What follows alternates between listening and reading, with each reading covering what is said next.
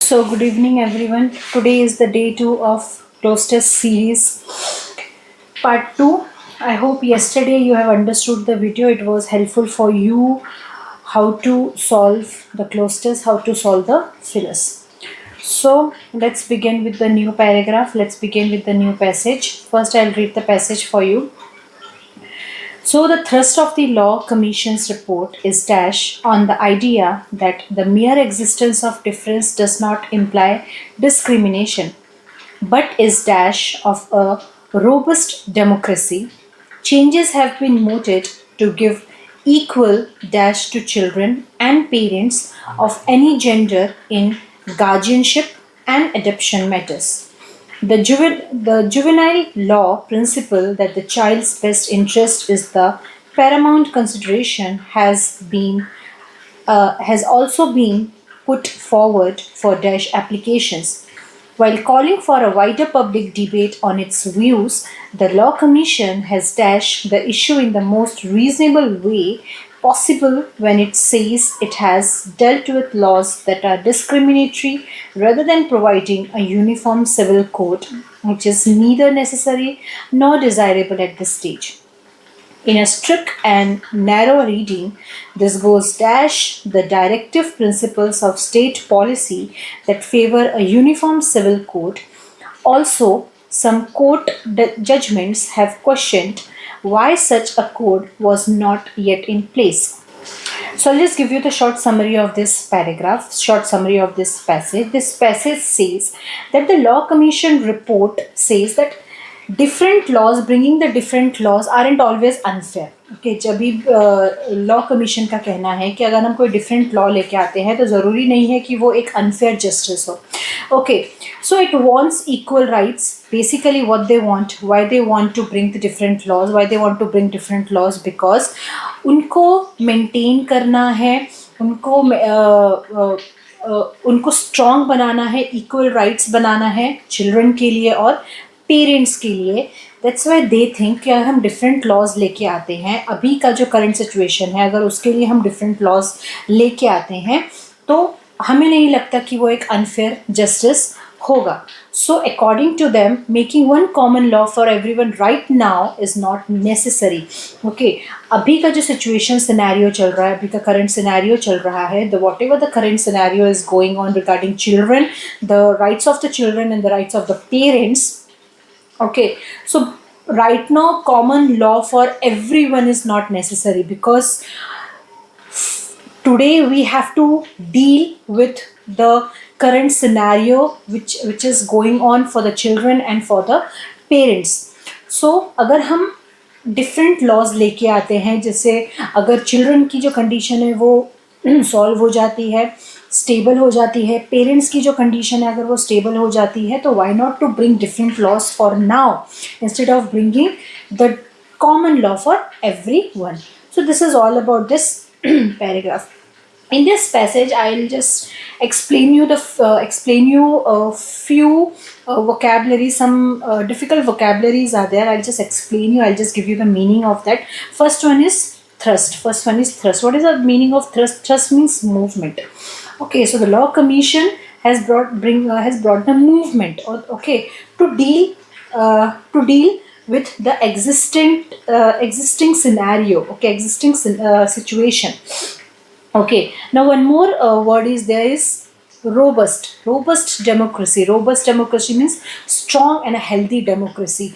Okay, if they bring different laws, so different laws, so it is not an unfair justice. Okay, it is not an unfair process. In fact it will make the democracy strong and healthy. Then changes have been mooted. The meaning of mooted, what do you mean by mooted? Discussed.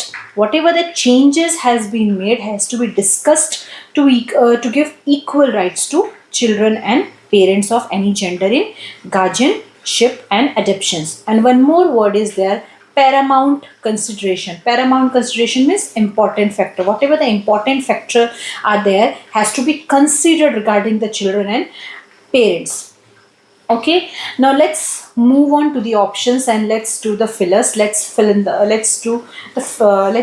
the blanks.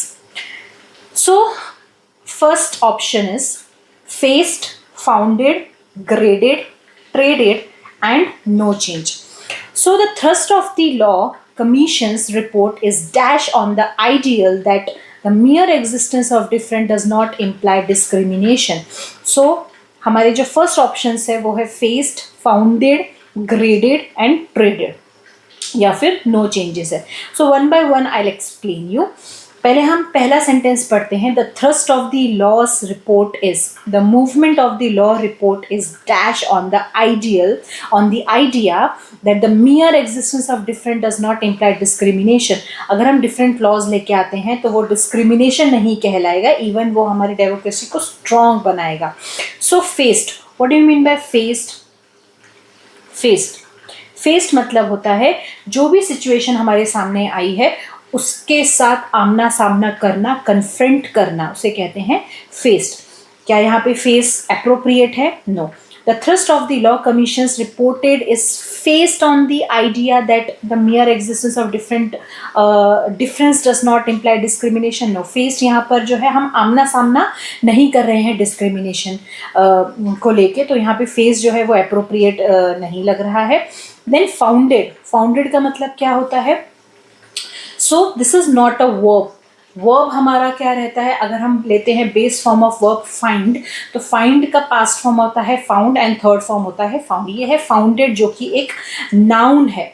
Okay, so what do you mean bye founded? Founded mean establishment और the origination. Okay, establishment, किसी भी law को या किसी भी चीज़ को found establish करना, origin करना, उसे कहते हैं फाउंडेड. सो क्या यहाँ पे फाउंडेड अप्रोप्रिएट है? The thrust of the law commissions report is dash is founded on the idea that has established on the idea or originate on the idea that the mere existence of difference does not imply discrimination. Let's move on to the other. Graded का मतलब क्या होता है? Sort करना, quality के हिसाब से, size के हिसाब से, एज के हिसाब से सेग्रीगेट करना, उसे कहा जाता है graded. Like we also get graded marks. Okay, graded marks क्या होते हैं? हमने जितना एग्जाम दिया है उससे रिलेटेड हमें मार्क्स मिल जाते हैं. तो जितने बच्चे रहते हैं सबको अलग अलग तरीके के मार्क्स मिलते हैं, तो वो होते हैं graded depending on their the way they have written the paper or depending on their behavior.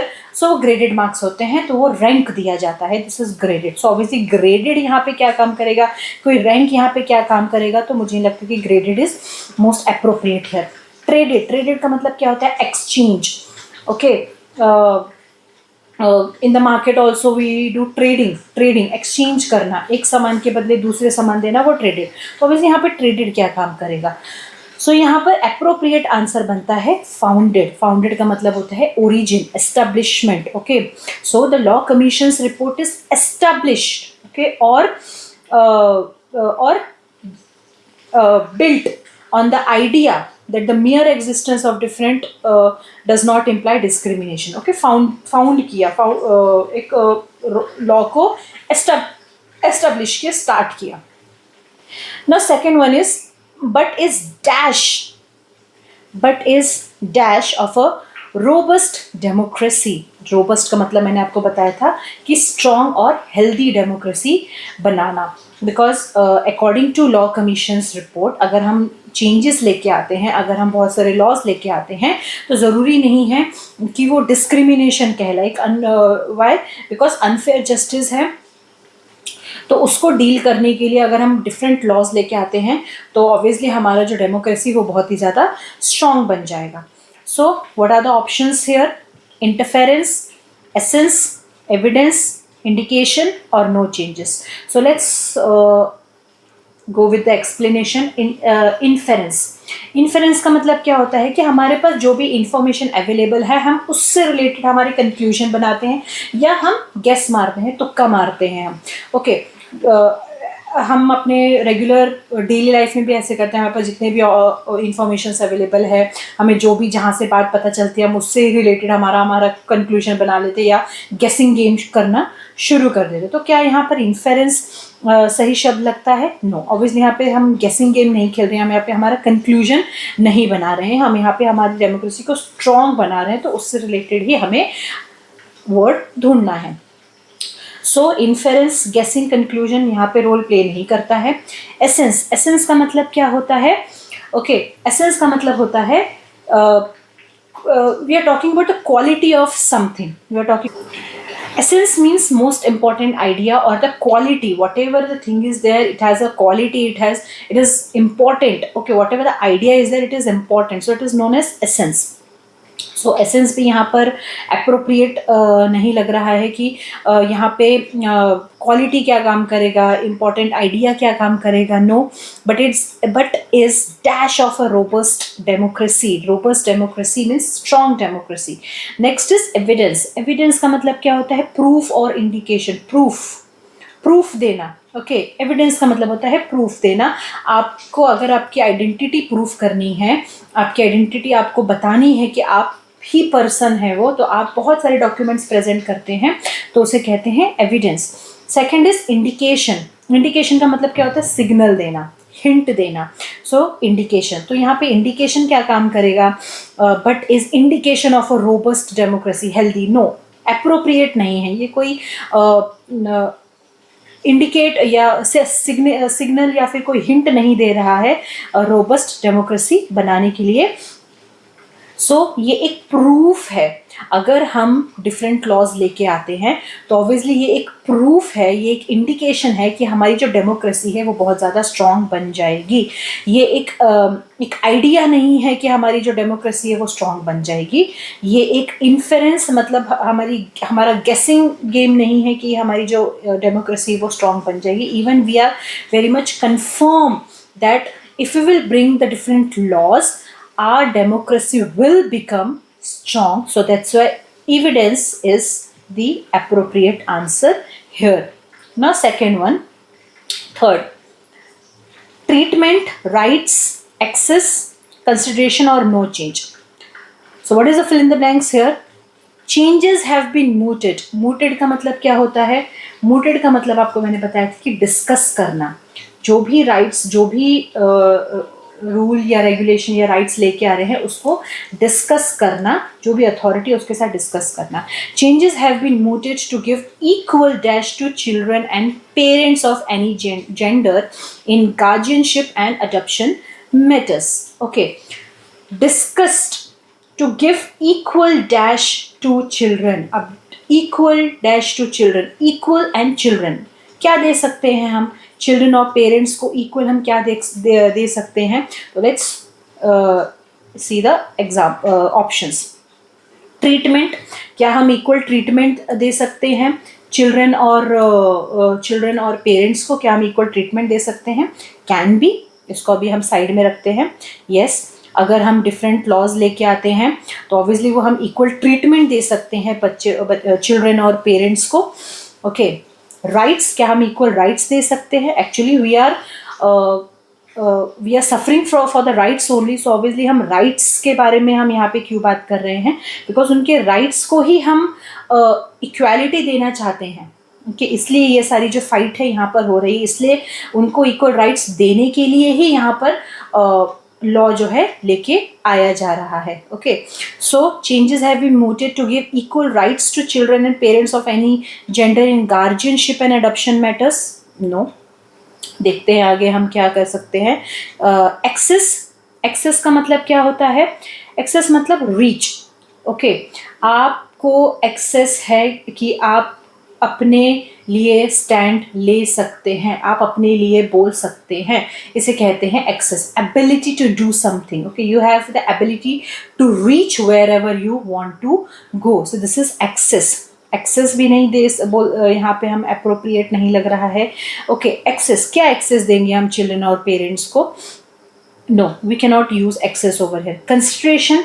Consideration, consideration का मतलब होता है केयरफुली किसी चीज़ के बारे में सोचना. Okay, without taking decision very quickly, बिल्कुल ध्यान से अच्छे से सोचना. सो कंसिडरेशन भी यहाँ पर वर्क नहीं करता है. सो यहाँ पर जो अप्रोप्रिएट मुझे आंसर लगता है वो है ट्रीटमेंट. Why treatment?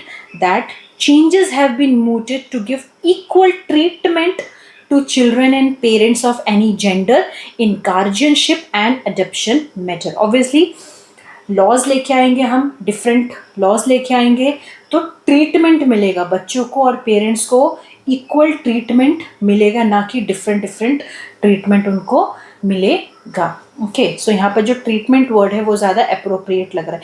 राइट्स जो है वो भी अप्रोप्रिएट लग रहा है, बट यहाँ पर हम ऑलरेडी उनके राइट्स के लिए ही फाइट कर रहे हैं, इसलिए हम राइट वर्ड यहाँ पर अप्रोप्रिएट नहीं समझेंगे। सो ऑब्वियसली ट्रीटमेंट दिया है तो हम ट्रीटमेंट उसको यूज करेंगे। Fourth one, the juvenile law आप सबको पता है, जो बच्चों के लिए लॉ रहते हैं। The juvenile law principle that the child's best interest is the paramount consideration. Paramount consideration means important consideration has also been put forward for dash application. Has also been put forward for dash application. Let's move on to the fourth option. Universal selective. Universal application has also been put forward for universal application, or selective applications, or optional application, और limited application. Obviously यहाँ पर limited जो है, limited applications तो नहीं होना चाहिए। Then optional application तो बिल्कुल नहीं होना चाहिए। ऑप्शंस हम यहाँ पे बात ही नहीं करेंगे। ऑप्शनल्स का मतलब क्या होता है कि येस और नो, बहुत ज़्यादा इंपॉर्टेंट नहीं है, नॉट रिक्वायर्ड। जैसे अगर हम कोई फॉर्म भरते हैं तो ऊपर लिख के आता है इट इज़ ऑप्शनल। सपोज आपको अगर आपका फ़ोन नंबर डालना है या ईमेल आईडी डालनी है तो वो लिख के देते हैं कि ऑप्शनल, मतलब not required, not necessary.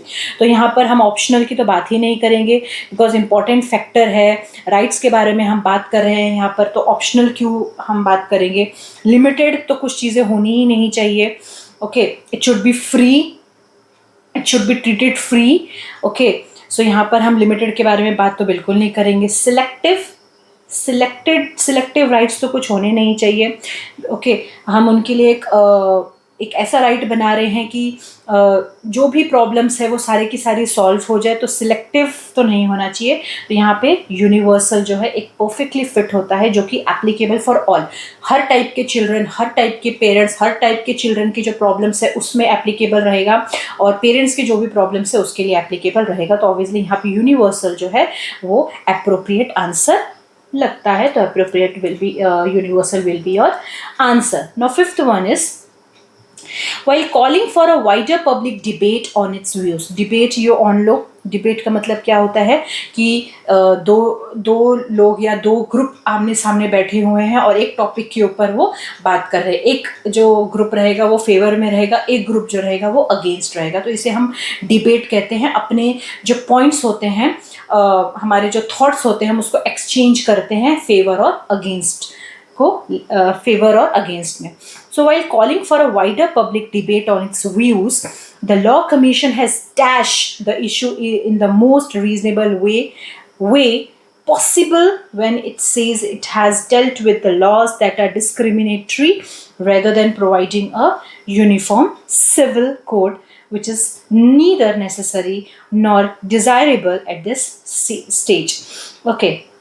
So, the Law Commission has dashed the issue while calling for a wider public debate.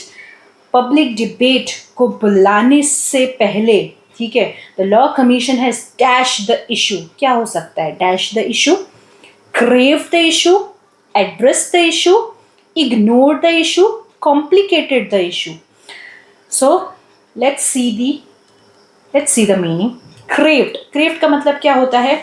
किसी भी चीज़ के लिए craving, okay, desire, strong desire. जैसे अगर आप बाहर जाते हैं, शॉपिंग पे जाते हैं या घूमने के लिए जाते हैं, तो आप स्ट्रीट फूड्स देखते हैं तो आपको क्रेविंग होती है, स्ट्रॉन्ग डिज़ायर होता है स्ट्रीट फूड को खाने के लिए, तो यहाँ पे क्रेविंग। सो अभी यहाँ पे क्रेव, लॉ के लिए क्रेव करना अप्रोप्रिएट नहीं लग रहा है। क्रेव नहीं हो सकता।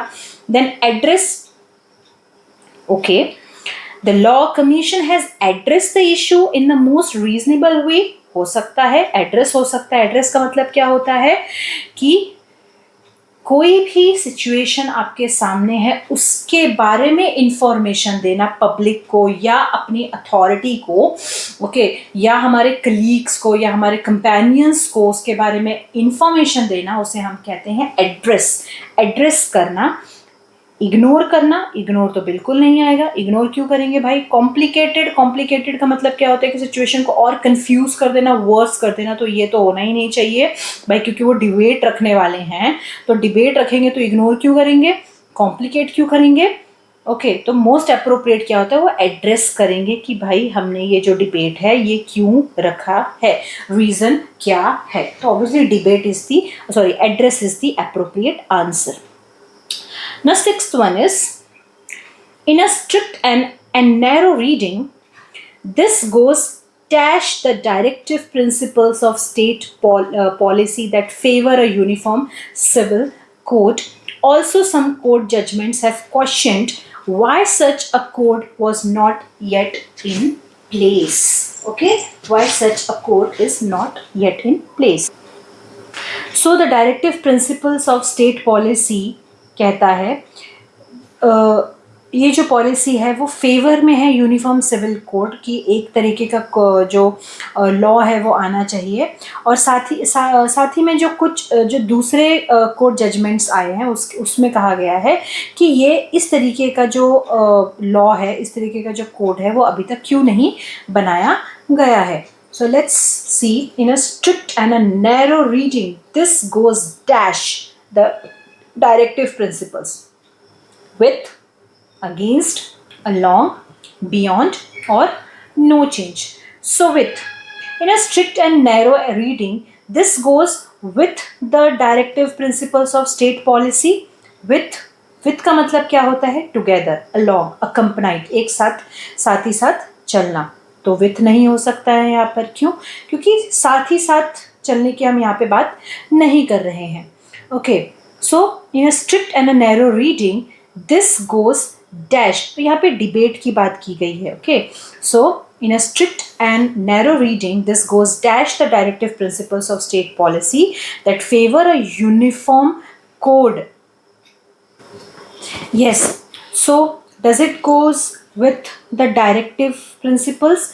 Because here it is written in a strict and a narrow reading, बहुत ही strict, और जब अच्छे से जांच पड़ताल करने में पता चला कि dash directive principles of state policy जो कि यूनिफॉर्म सिविल कोड के लिए फेवर में है, तो यहाँ पर हमें फिल इन द ब्लैंक्स करना है। क्या वो जो रीडिंग्स जो भी जांच पड़ताल की थी वो विथ द डायरेक्टिव प्रिंसिपल था, अगेंस्ट द डायरेक्टिव प्रिंसिपल था, अलॉन्ग डायरेक्टिव प्रिंसिपल था, बियॉन्ड डायरेक्टिव प्रिंसिपल था। अगेंस्ट का मतलब क्या होता है? ऑपोजिट।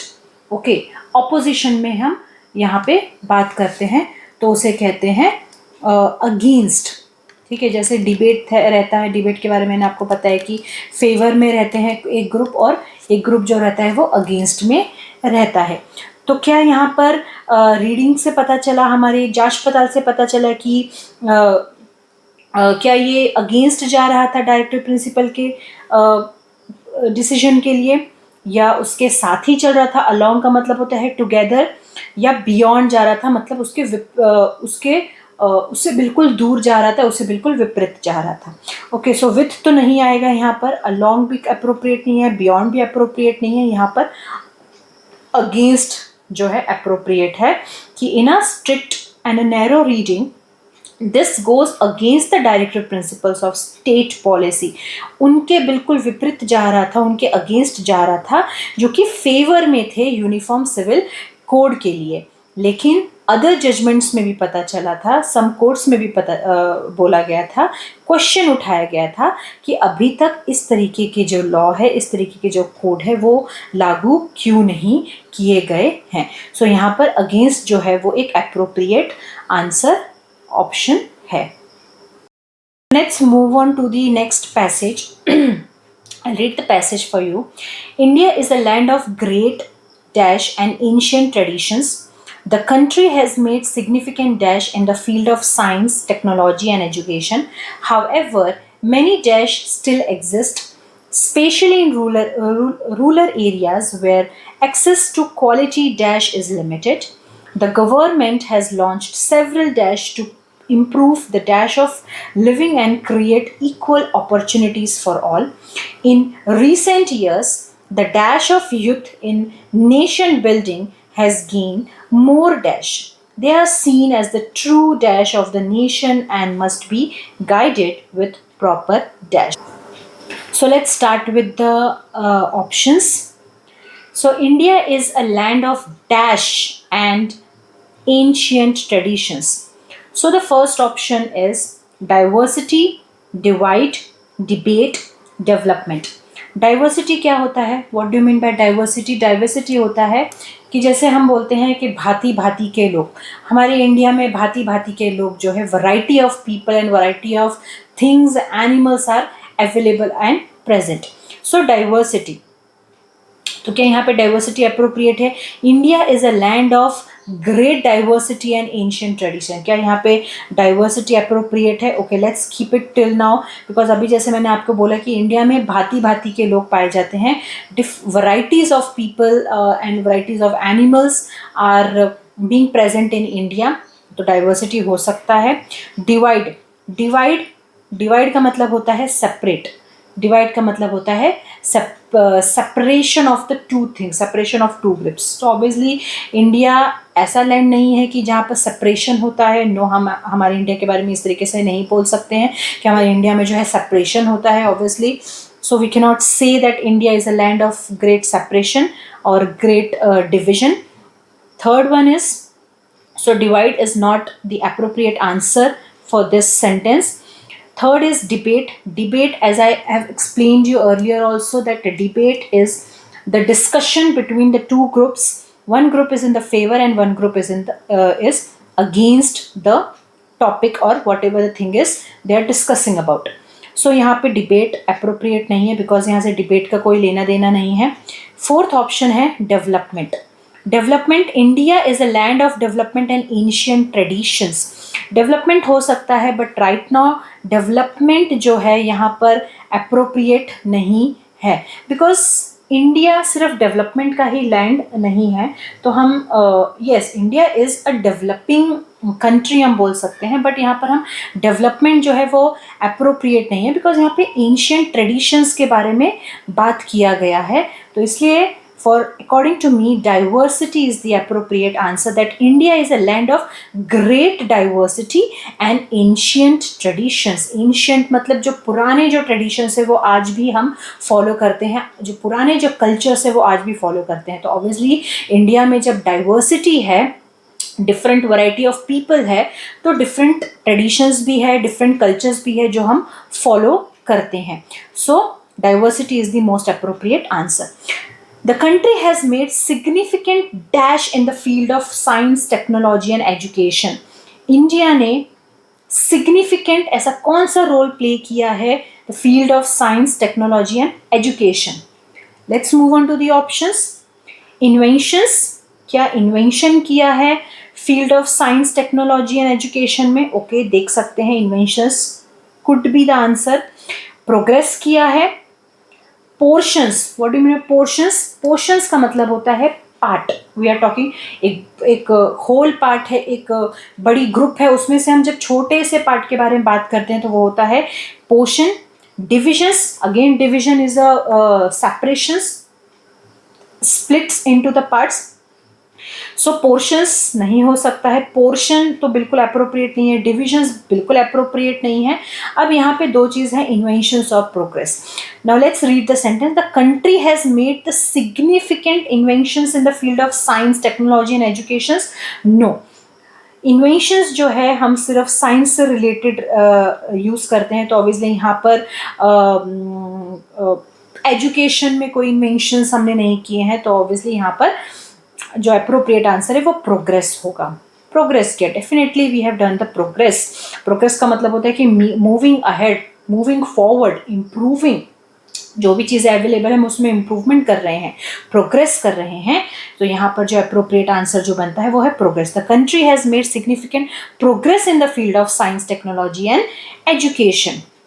ऑब्वियसली हम यही बात करते हैं, हमने हमारे साइंस में प्रोग्रेस किया है, टेक्नोलॉजी में प्रोग्रेस किया है, एजुकेशन में प्रोग्रेस किया है. So progress is the appropriate answer. Next, however many dash still exist, specially in rural areas where access to quality dash is limited. अब ऐसी कौन सी चीज़ है जो आज भी एग्जिस्ट करती है, इवन हमने प्रोग्रेस भी कर लिया, हमारे साइंस टेक्नोलॉजी एजुकेशन में प्रोग्रेस भी कर लिया है हमने। इंडिया एक डाइवर्सिफाइड कंट्री है, लैंड है, तो भी ऐसी कौन सी चीज़ है जो आज भी एग्जिस्ट करती है, स्पेशली रूरल एरियाज में? Third option, possibilities. पॉसिबिलिटीज यहाँ पे कोई अप्रोप्रिएट आंसर नहीं लगता है। पॉसिबिलिटीज क्या क्या होते हैं कि पॉसिबिलिटीज होते हैं कि द थिंग्स माइट हैपन, हम कंफर्म नहीं है उसके बारे में, श्योर नहीं है, वो हो सकता है। सो यहाँ पर पॉसिबिलिटीज तो बिल्कुल अप्रोप्रिएट नहीं है कि however many possibilities still exist specially rural areas where access to quality dash is limited. तो पॉसिबिलिटीज यहाँ पे बिल्कुल नहीं है। सेलिब्रेशंस, ऑब्वियसली क्या सेलिब्रेशन होगा, यहाँ पे कोई सेलिब्रेशन नहीं है। चैलेंजेस हो सकते हैं। सर्विसेज का मतलब क्या होता है? सर्विसेज का मतलब होता है कि हेल्पफुल एक्शन, कोई भी काम अगर हमने किया है किसी के लिए भी, तो वो एक हेल्पफुल एक्शन होता है, हमने उसको सर्विस दी है। So if you go to the market, तो हमें बहुत सारी सर्विस मिलती है। जैसे अगर हम बैंक में जाते हैं तो वो हमको सर्विस मिलती है वहाँ पर, या हम किसी भी डिपार्टमेंट में जाते हैं तो वहाँ पे जो भी हमारे क्वेरीज जो सॉल्व होते हैं वो हमें सर्विस दिया जा रहा है। हम होटल में जाते हैं तो वहाँ पर भी हमें सर्विस दिया जा रहा है, तो उसे कहते हैं service. Doing some helpful actions is known as service, और doing some work for other is known as service. So यहाँ पर जो चैलेंजेस है वो एक अप्रोप्रिएट आंसर है कि आज भी चैलेंजेस एग्जिस्ट करते हैं, ज़्यादा करके रूरल एरियाज में, जहाँ पर access to quality dash is limited. ऐसी कौन सी चीज़ है जो आज भी रूरल एरियाज में लिमिटेड है? Let's see the options. Employment, electricity, education, entertainment. They are talking about the quality, they are talking about the quality. तो क्वालिटी एम्प्लॉयमेंट हम यूज़ नहीं करते हैं, क्वालिटी इलेक्ट्रिसिटी हम यूज़ नहीं करते हैं, क्वालिटी एंटरटेनमेंट, ऑब्वियसली एंटरटेनमेंट हाँ बहुत ही ज़्यादा इंपॉर्टेंट चीज़ नहीं है हमारी लाइफ में, ठीक है। सो सबसे ज़्यादा इम्पॉर्टेंट जो है हमारी लाइफ में वो है एजुकेशन। So quality education. सो however many challenges still exist. इतना प्रोग्रेस करने के बाद भी आज भी चैलेंजेस है, आज भी एग्जिस्ट करते हैं चैलेंजेस रूरल एरियाज में, वेयर द एक्सेस, वहाँ पे क्वालिटी एजुकेशन का जो एक्सेस है आज भी लिमिटेड है। बिकॉज आज भी गांव के जो लोग हैं वो एजुकेशन लेना, एजुकेशन की तरफ जाना, आज भी खुद को रोकते हैं उसके लिए, इसलिए वहाँ पर जो क्वालिटी एजुकेशन है आज भी लिमिटेड है। So education here is the appropriate answer.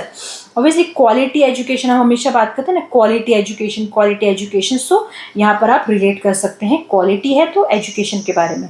Quality electricity, क्या करेंगे हम? इलेक्ट्रिसिटी एक सेकेंडरी हमारा डिज़ायर है, okay.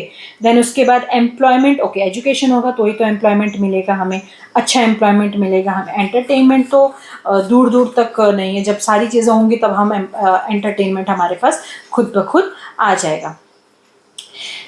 Then the government has launched several dash to improve the dash of living. Government क्या लॉन्च करता है? लेट्स सी। कि गवर्नमेंट सजेशंस लॉन्च करता है? नो। सजेशंस क्यों लॉन्च करेगा वो? सिचुएशंस लॉन्च करता है? नो। सिचुएशंस ऑब्वियसली क्या लॉन्च करेगा? सिचुएशन तो ना लॉन्च करेगा गवर्नमेंट। स्लोगन्स लॉन्च करेगा? नो। स्लोगन्स गवर्नमेंट क्यों लॉन्च करेगा? गवर्नमेंट हमेशा लॉन्च करता है स्कीम्स। सो यहाँ पर अप्रोप्रिएट आंसर आता है schemes. So the government has launch several schemes.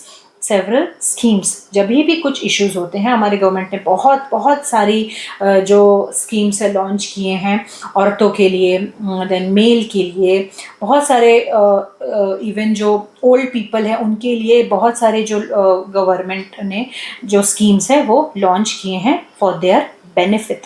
Okay, so government जो है वो हमेशा स्कीम को लॉन्च करता है। और यहाँ पे लॉन्च क्यों किया है उसने? To improve the dash of living and create equal opportunities for all. क्या इम्प्रूव करने के लिए, कौन सी लिविंग इम्प्रूव करने के लिए? Let's move on to the options. Standard improve करने के लिए, स्टेटस इम्प्रूव करने के लिए, सल्यूशन या सब्जेक्ट। सब्जेक्ट सल्यूशन यहाँ पे कोई लेना देना नहीं है। सल्यूशन क्या होता है? कोई भी प्रॉब्लम है उसका सल्यूशन निकालना, उसका एक आंसर ढूंढना, तो उसे हम कहते हैं सल्यूशन। सो ऑब्वियसली यहाँ पे सल्यूशन तो कुछ रोल प्ले करेगा ही नहीं, ठीक है। सल्यूशन से हमारी क्या लिविंग इम्प्रूव होगी? देन उसके बाद सब्जेक्ट, सब्जेक्ट यहाँ पे क्या काम करेगा? Status, status no, status obviously नहीं होगा। सो गवर्नमेंट जो है वो स्कीम जब लागू करेगा तो उससे क्या फ़ायदा होगा? उससे हमारा फ़ायदा होगा कि हमारी जो स्टैंडर्ड ऑफ लिविंग है वो इम्प्रूव हो जाएगी और इक्वल अपॉर्चुनिटीज़ जो है वो अवेलेबल हो जाएगी सारे लोगों के लिए, सारे सिटीजन्स के लिए जो इंडिया में रहते हैं। सो ऑब्वियसली जब भी गवर्नमेंट कोई स्कीम्स लागू करती है तो उससे क्या होता है? उससे जो स्टैंडर्ड ऑफ लिविंग जो है सिटीजन्स की जो इंडिया में रहते हैं वो इम्प्रूव हो जाती है, बढ़ जाती है। स्टेटस, स्टेटस तो बिल्कुल फेक रहता है, हम फेक स्टेटस लेके घूमते हैं। सो स्टेटस, जब स्टैंडर्ड ऑफ लिविंग बेटर रहेगा तो हमारा स्टेटस भी बढ़ जाएगा। सो पहले स्टेटस नहीं आता है, पहले स्टैंडर्ड ऑफ लिविंग आता है। सो जब अच्छे पैसे, ज़्यादा पैसे आएंगे, स्टैंडर्ड अच्छा रहेगा, तभी हम स्टेटस बना के रखेंगे।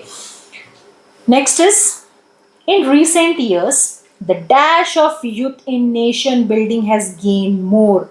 व्हाट?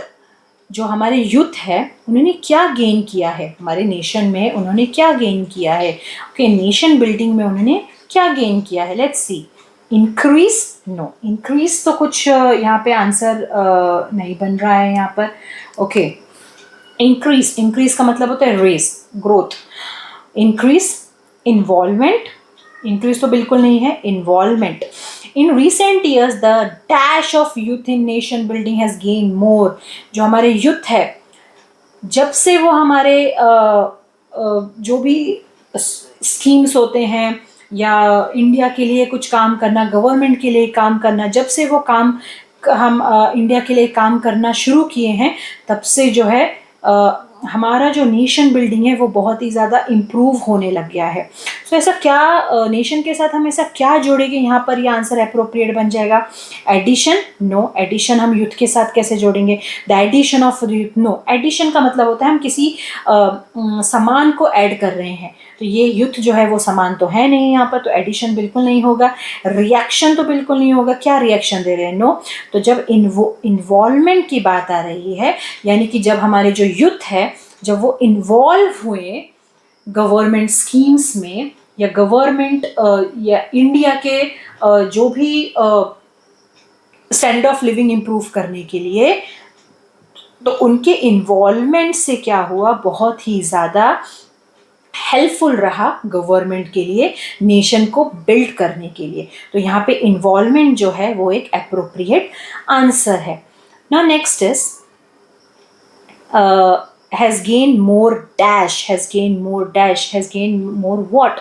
जब नेशन इन्वॉल्व हो, जब यूथ इन्वॉल्व हुआ नेशन बिल्डिंग के लिए, तो क्या गेन हुआ? क्या गेन हुआ? डेंजर गेन हुआ? नो, भाई यूथ इन्वॉल्व होंगे तो डेंजर तो गेन नहीं होगा। इम्पोर्टेंस, नो, इम्पोर्टेंस गेन नहीं होगा। सॉरी, क्या गेन होगा? डेंजर तो बिल्कुल गेन नहीं होगा, क्योंकि यूथ इन्वॉल्व हो रहा है तो भाई डेंजर कैसे गेन होगा? देन उसके बाद कन्फ्यूजन, नो, कन्फ्यूजन और भी गेन नहीं होगा।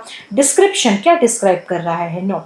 सो the answer is importance, gain more importance. So in recent years the involvement of youth in nation building has gained more importance। बहुत ही ज़्यादा importance मिलने लग गया जब से यूथ ने अपना इन्वॉल्वमेंट दिखाया है नेशन को बिल्ड करने के लिए, हमारे इंडिया को प्रोग्रेस करने के लिए। Last one, second last is they are seen as the true dash of the nation। Now youth का जब इन्वॉल्वमेंट हुआ, जब importance gain हुआ, तो क्या देखने को मिला? क्या ऐसी सच्चाई थी जो नेशन को देखने के लिए मिली? They are seen as the true dash of the nation. क्या आर्किटेक्ट, एडवोकेट्स? नो, एडवोकेट्स यहाँ पे क्या काम करेंगे? पॉलिटिशियंस तो बिल्कुल भी नहीं, पॉलिटिशियंस तो भाई आपको पता ही है, हमारे आजकल के पॉलिटिशियंस मैकेनिक्स क्या होते हैं, जो रिपेयरिंग का काम करते हैं। तो जब हमारे युद्ध इन्वॉल्व हुए तो क्या वहाँ पे ट्रू मैकेनिक्स दिखे? नो, क्योंकि उन्होंने नेशन में कोई रिपेयरमेंट नहीं की। हाँ, एडवोकेट्स मतलब वहाँ पे कोई केस वेस तो नहीं लड़ा भैया, एडवोकेट लॉयर्स वगैरह ये तो नहीं है। पॉलिटिशियंस तो जाने ही दो, पॉलिटिशियंस तो यहाँ से दूर दूर का नाता नहीं है, यहाँ से तो बिल्कुल हटा ही दो पॉलिटिशियंस को। तो the first option is architects. Architects क्या होते हैं? जो नई नई चीज़ों को इन्वेंट करते हैं, नई नई चीज़ों को बनाते हैं। सो ऑब्वियसली जब युद्ध इन्वॉल्व हुआ नेशन को बिल्ड करने के लिए, बिल्ड करने के लिए आर्किटेक्ट्स क्या करते हैं? बिल्ड करते हैं, कंस्ट्रक्ट करते हैं। सो जब युद्ध इन्वॉल्व हुआ नेशन को बिल्ड करने के लिए, तो बहुत ही ज़्यादा इंटरेस्ट जो है वो गेन हुआ। और उससे क्या दिखा हमें? They are seen as the true architect of nation. Architect of nation मतलब नेशन को बनाने में उनका बहुत ही बड़ा योगदान रहा, बहुत ही बड़ा योगदान रहा। And must be guided with proper dash, must be guided with proper dash. What? Discipline? No, discipline हम यहाँ पे क्या क्यों बात कर रहे हैं? Direction? It can be. Development? No. Punishment तो बिल्कुल भी नहीं है भाई, पनिशमेंट क्यों देंगे भाई? वो इन्वॉल्व हो रहे हैं हमारे नेशन को बिल्ड करने के लिए इन्वॉल्व हो रहे हैं यहाँ पर, तो पनिशमेंट की बात तो नहीं आएगी। डेवलपमेंट यहाँ पर अप्रोप्रिएट नहीं लग रहा है। तो यहाँ पर अगर उनको प्रॉपर डायरेक्शन जब मिला है, okay, must be guided with proper direction. भाई अब हमारे जो यूथ है जब इन्वॉल्व हो गया है नेशन को बिल्ड करने के लिए, ओके, और एक ट्रू आर्किटेक्ट दिखाई देते हैं हमारे नेशन के लिए, बिकॉज हमारे नेशन को बिल्ड करेंगे।